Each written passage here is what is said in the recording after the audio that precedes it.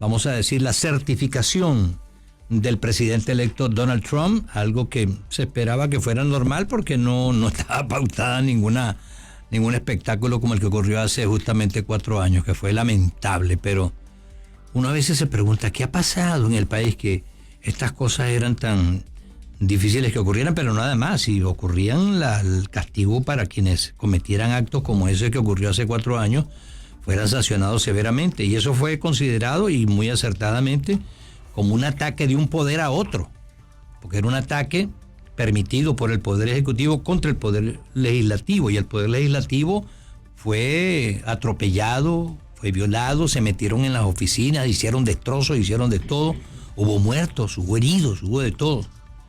Pero bueno, por lo menos hoy tenemos la garantía de que eso no va a ocurrir, porque hay control y además la candidata derrotada aceptó su derrota y da la casualidad que ella es la que tiene que certificar justamente a su contendor que ganó las elecciones.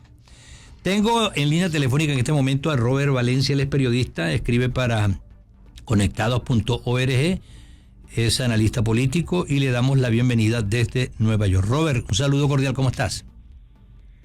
Buenas tardes, un placer estar con ustedes, gracias por la invitación. No, gracias a ti por estar con nosotros. Mira, tengo 3 puntos, pero quisiera comentar primero que nada lo que se ha visto hasta este momento en Washington, además del mal tiempo, ¿no? Pero es la certificación. Cuéntanos un poco para entender bien en qué consiste este acto y por qué debe celebrarse este acto después que hay una elección.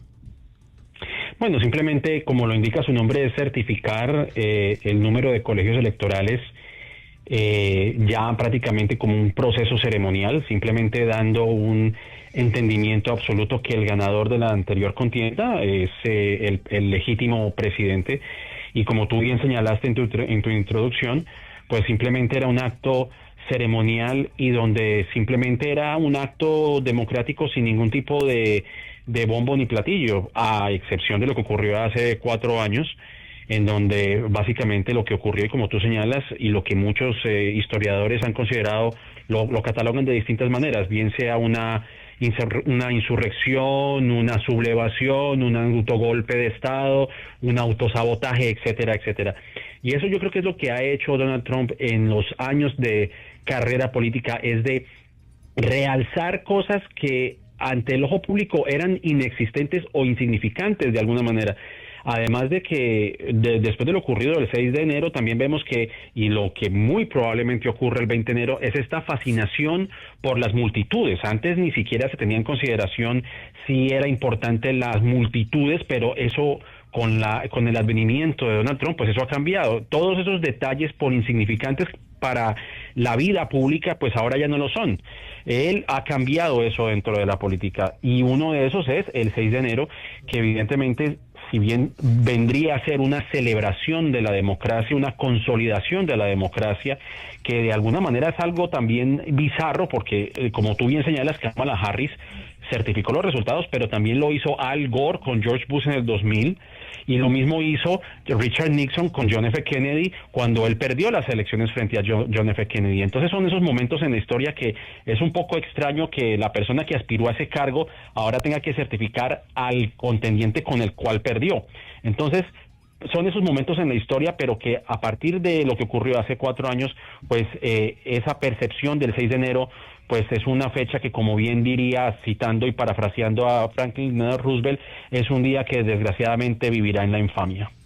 Ok, y ya el 20 pues ya comenzará el nuevo periodo presidencial, y desde luego habrá que esperar a ver qué ocurre. Ya prácticamente la plantilla de funcionarios del gobierno entrante ya está, como quien dice, consolidada, excepto algunos, ¿no?, que están todavía pendientes. Por ejemplo, viene la certificación ahora de los que van a ser secretarios o ministros, como se le quiera llamar, por parte del Senado. Y entre ellos está el secretario vamos a decir, el nominado para secretario de Defensa. ¿Cómo ves esta posibilidad de que eso ocurra o que sea objetado?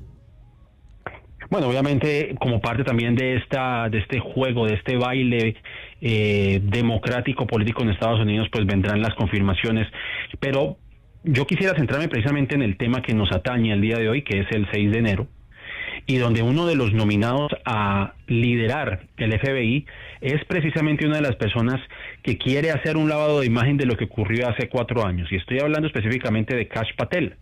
Kash Patel es el escogido por Donald Trump para llevar las riendas del FBI, y a lo largo de este tiempo él ha dicho que lo que ocurrió el 6 de enero, infundando teorías de conspiración, es que agentes del FBI fueron los que incitaron a esa insurrección o a ese autogolpe de Estado, como se quiera llamar, hace aproximadamente 4 años. Entonces, ¿a qué voy con este punto?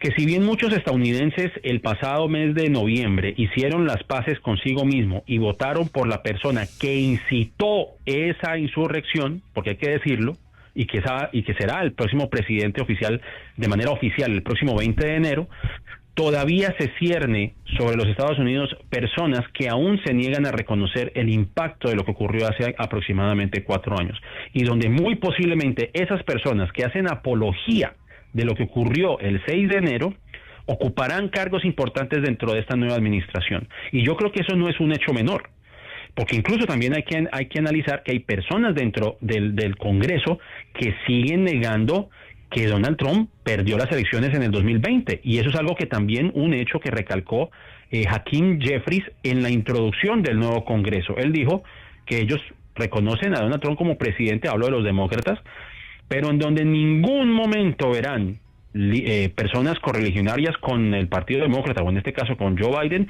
tomándose el Capitolio, lo que ocurrió hace aproximadamente 4 años.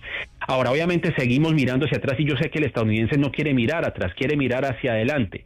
Por lo mismo, para mirar hacia adelante hay que entender que la democracia es un hecho, es como un músculo, es como el cerebro del ser humano. Si tú no pones a trabajar tu cerebro, si tú no le das función al músculo, se va a atrofiar. Y de eso también se trata la democracia. La democracia no solamente es un ejercicio en las urnas, y eso lo hemos visto nosotros, o ustedes en Miami, por ejemplo, la comunidad venezolana lo ha visto perfectamente, en donde la democracia no solamente es un hecho de ejercer el sufragio universal, se tiene que ejercitar. De lo contrario, los países van a enflaquecer, y eso es también una de las lecciones del 6 de enero. Si los estadounidenses, los que vivimos aquí, no entendemos el valor de la democracia va a seguir estando a riesgo de que ocurran otros 6 de enero más adelante, y ese es el mensaje que no se puede enviar.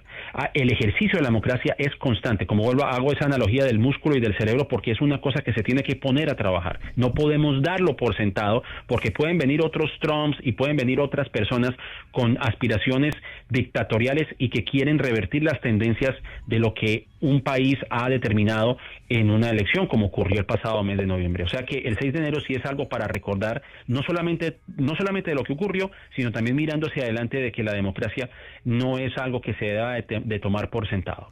Me queda un minuto nada más, y lo que te voy a preguntar requiere no un minuto, ni 5, ni 10, tal vez media hora, porque lo que te voy a preguntar, en base a lo que acabas de decir, es que ¿cómo se puede entender que un país que ha sido ejemplo para la democracia en el mundo, un país que se supone que ha tenido una madurez política bastante sólida, de pronto cree las cosas que son mentiras, acéptalo, como tú lo acabas de decir? Hay mucha gente que no quiere aceptar de que hace 4 años perdieron las elecciones, que Donald Trump no ganó las elecciones.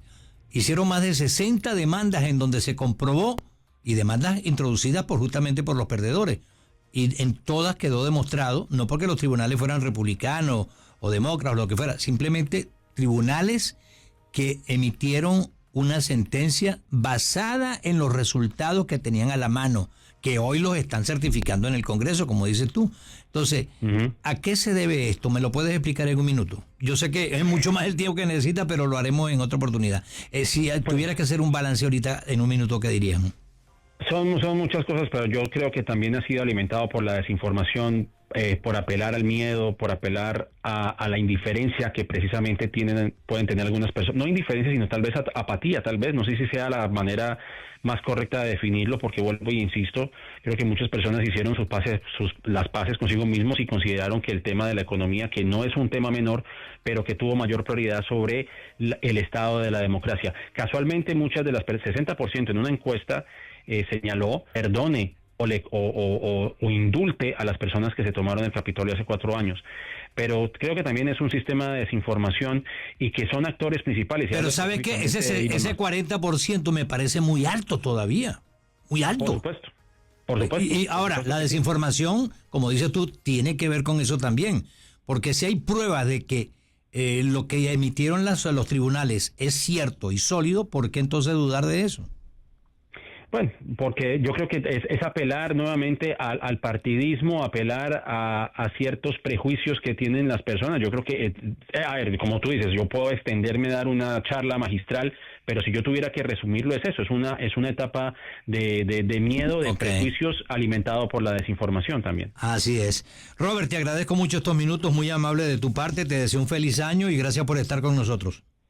Igualmente, muchas gracias y feliz año a ustedes también. Gracias. Robert Valencia, periodista, él escribe para conectado.org, es analista político, en vivo y en directo para nuestro programa del día de hoy. Estás escuchando a Julio César Camacho en la 1140M, El Pulso de Miami.